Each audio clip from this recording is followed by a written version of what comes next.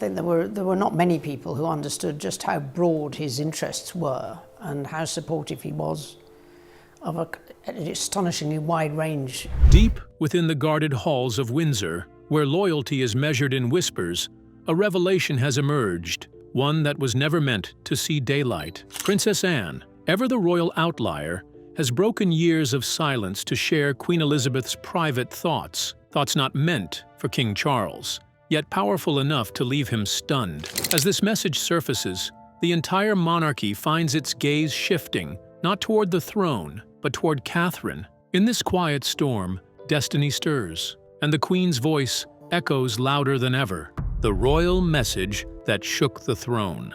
In the quiet corridors of Buckingham Palace, behind grand chandeliers and time-worn portraits, something remarkable happened.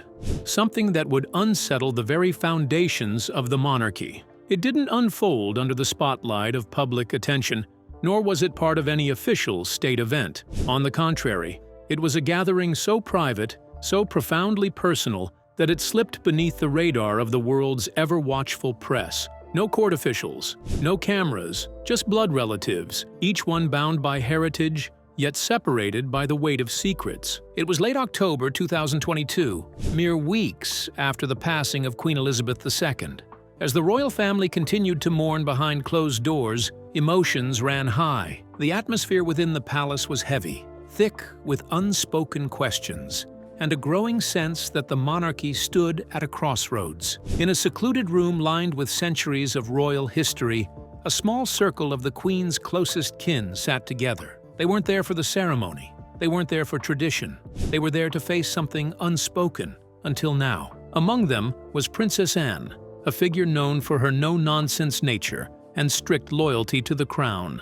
For decades, she had been the royal family's silent guardian, present but never political, respected but rarely vocal. But that day, something shifted. Her voice, calm yet commanding, broke through the uneasy quiet. She wasn't telling a story. She wasn't reminiscing. She was revealing a message, one that hadn't been recorded in any official document, but one that carried the unmistakable weight of a sovereign's final thoughts. The Queen, in her final days, had confided in her only daughter, not in the presence of ministers or aides, but in the comfort of one-on-one trust. And what she shared was not about policy or protocol, it was about legacy, about the future. And most shockingly, it was about Catherine. As Princess Anne spoke, every eye in the room turned to her, including King Charles, who sat motionless, his face betraying a hint of disbelief. He hadn't expected this. No one had. The idea that Queen Elizabeth, who had guided the monarchy through war, scandal, and modern upheaval, had left behind a personal reflection that bypassed traditional succession was both unthinkable and undeniable. Catherine, Anne began, her voice unwavering, was always different. The Queen saw something in her. What followed was not a critique of heirs or an endorsement of rebellion. It was an insight from a monarch who had seen the world change beneath her reign.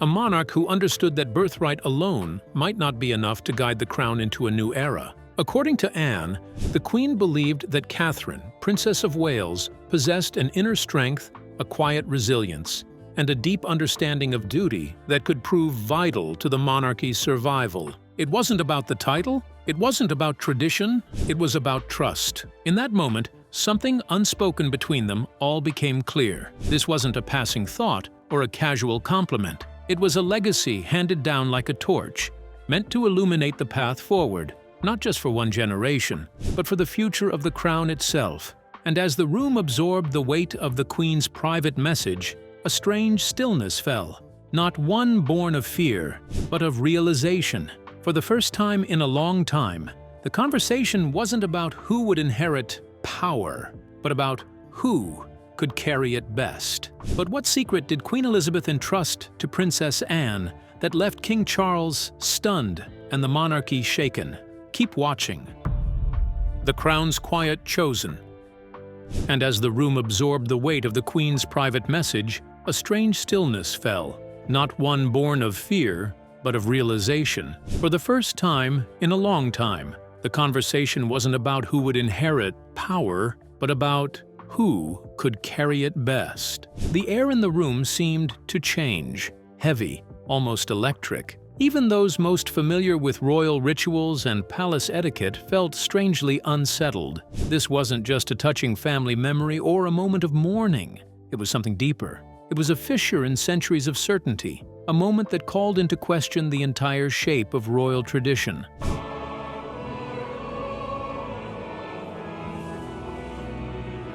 For over 1,000 years, the line of succession in Britain had been firm, passed from one monarch to the next like clockwork. But now, on this unassuming afternoon in late October 2022, inside the historic walls of Buckingham Palace, that line seemed to blur. Princess Anne's voice, steady but firm, had cracked the surface of that ancient order.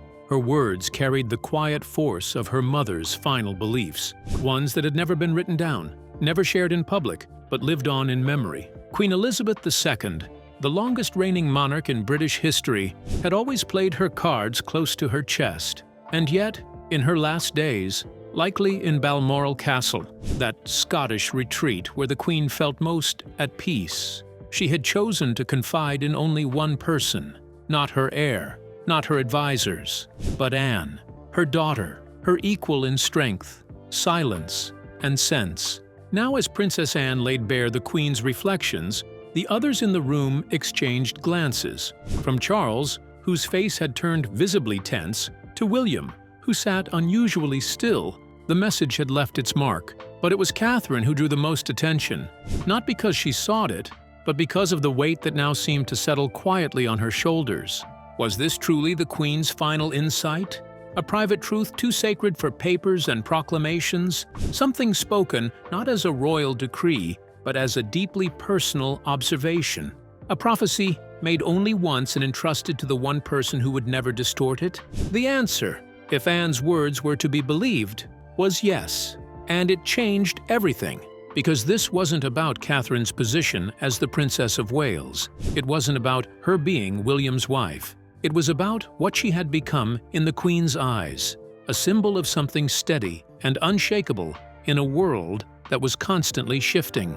A woman who didn't chase headlines or favor, but who carried herself with quiet purpose. Queen Elizabeth had seen countless figures in power, some who ruled through charisma, others who crumbled beneath it. But what she saw in Catherine was something rarely found, a kind of silent leadership, a strength that did not boast, a grace that did not break. And that, Anne revealed, was what her mother had believed could carry the monarchy into the unknown future. Not flashy speeches, not commanding presence, but quiet conviction, the kind that Catherine had displayed through years of royal scrutiny, never wavering, never needing the spotlight, and never stepping beyond her role, yet somehow redefining it with every silent act of duty. Princess Anne wasn't speaking from emotion or fondness. She spoke because she had seen it herself. She had seen her mother's trust deepen over time, as Catherine grew from an outsider to something much more. Not just a consort, but a cornerstone. And still, one question lingered in the shadows of that historic room. Why had Anne waited? Why now? Why reveal this message only after Elizabeth's passing? Because some truths, it seems, are too powerful to be shared in the Queen's lifetime, too sacred to be misinterpreted, too delicate to be turned into palace gossip. This one had waited, safeguarded, in Anne's silence, until the world was finally ready to hear it. But what silent power did Queen Elizabeth see in Catherine that made her question centuries of tradition? Stay tuned to find out. The quiet pillar of a changing crown. Because some truths, it seems, are too powerful to be shared in the Queen's lifetime, too sacred to be misinterpreted, too delicate to be turned into palace gossip. This one had waited, safeguarded in Anne's silence, until the world was finally ready to hear it. In those final months of 2022, as Queen Elizabeth's health faded behind the thick walls of Balmoral, her mind remained sharply alert. Though her body was failing, her awareness of the world and the pressures bearing down on the monarchy had never been clearer. She saw it all: the online storms, the headlines growing colder, the quiet retreat of public support that once stood as an unshakable part of royal life. The foundation that had kept the monarchy upright for generations was showing cracks, and the Queen, who had weathered nearly every challenge in her 70-year reign, knew that something or someone would soon be needed to hold it together. That someone, she believed, was Catherine. Not because she had been born into it, not because she wore a title, but because she had chosen, day after day, to walk a path that demanded strength, silence, and deep personal sacrifice. It is properly black, isn't it? Oh, not so possible. Elizabeth, a master at reading through charm and presentation, had always known how to separate image from character, and in Catherine, she saw something most missed: a quiet steel hidden beneath calm smiles and tailored dresses. Not perfect, not polished at every turn, but steady, constant, undeniably resilient. This belief wasn't about removing Charles, nor was it about eclipsing William. It wasn't about who should sit on the throne. It was about who could help carry it. The Queen saw Catherine not as a replacement, but as a reinforcement, a presence who, without claiming the spotlight, had proven herself capable of holding the monarchy's soul in place when the world around it was beginning to shake. By 2023, this belief, once whispered between a dying monarch and her only daughter, was no longer hidden. It echoed louder than ever through the palace halls, especially as Catherine's every move came under sharper scrutiny. As each public appearance, or lack of one, sparked online debates, that quiet prophecy felt more urgent. The critics had numbers: cold, sharp, and easy to interpret. The official court circular revealed that in 2023, Princess Anne had completed an impressive 457 royal engagements, the highest of any royal that year. Catherine, by contrast, had participated in just 128. The headlines wasted no time. Whispers became accusations. Was the Princess of Wales failing in her duties? Was she retreating from her role at a time when the monarchy most needed to appear strong? But within palace walls, a very different version of the story was unfolding. Those closest to Catherine and the royal household insisted that the numbers didn't tell the full truth. Her reduced public schedule wasn't laziness. It wasn't detachment. It was a deeply personal choice, one made with the future in mind. While Anne remained the family's iron soldier, relentless, committed, and ceremonial, Catherine had stepped back to fight a different battle, one centered at home. She was nurturing the emotional heart of the monarchy's next generation. You see, it's much smaller, isn't it? I mean, it was the same height. George, Charlotte, and Louis weren't just children. They were the future of the crown.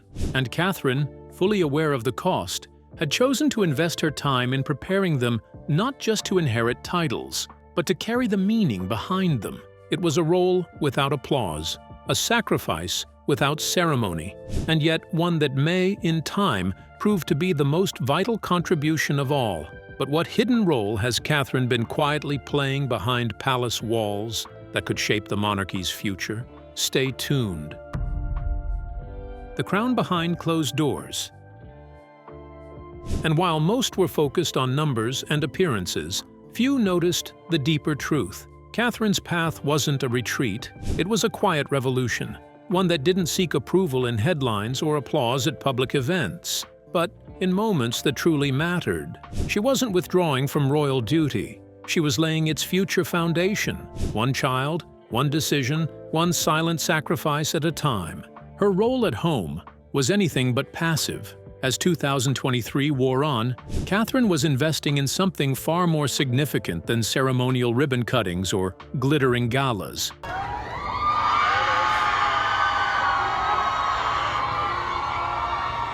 She was building up the next generation, Prince George, Princess Charlotte, and Prince Louis, not as mere heirs to a throne, but as people prepared to live under the relentless gaze of history. Prince George, now a student at Lambrook School in Berkshire, was beginning to absorb the expectations that would one day follow him into adulthood. Catherine guided him with balance, never too fast, never too heavy, making sure the weight of future kingship didn't crush his childhood. Meanwhile, Princess Charlotte, sharp and self-assured, was learning to walk that delicate line between public figure and young girl, where every wave, smile, and glance was captured and picked apart. And little Prince Louis, only 5, yet already a favorite target of the cameras, was being quietly shielded and taught not just how to behave like a royal, but how to stay grounded despite it. What Catherine was doing hadn't been done before, at least not with such clarity and courage. She was choosing motherhood as the monarchy, not by bloodline or title, but by purpose. Having been lucky enough to meet some of our country's amazing charities and organisations. In a time when royal women were still expected to wear a smile as their strongest armor, Catherine was breaking the mold, choosing to step back from the stage, knowing full well the critics would come for her. And they did. But then came an unexpected voice in her defense, Princess Anne. Anne, the no-nonsense royal who famously clocked more engagements than anyone year after year, stood up, not to criticize Catherine's quieter calendar, but to support it. In one rare gesture of solidarity, she reminded the world that duty isn't measured in public appearances alone. For Anne to speak up in support of a woman so different in style and method said everything. It wasn't about choosing one way over another. It was about understanding that the crown needs both, the tireless soldier and the silent strategist. And that's exactly what Catherine had become. This wasn't just about comparing calendars or counting handshakes. It was about breaking free from outdated molds that had defined royal consorts for centuries. The old playbook, stand beside the king, smile politely, stay in the background, no longer applies. Catherine wasn't content to inherit a role. She was quietly rewriting it. While the camera sought perfect angles, Catherine was absorbing the intricacies of monarchy, its structure, its vulnerabilities, its immense expectations. Inside palace walls, she sat through policy briefings, studied foreign affairs, and engaged in private discussions most never saw. She was shaping herself into something far more enduring than a ceremonial figure. Her journey wasn't fast, and that was intentional.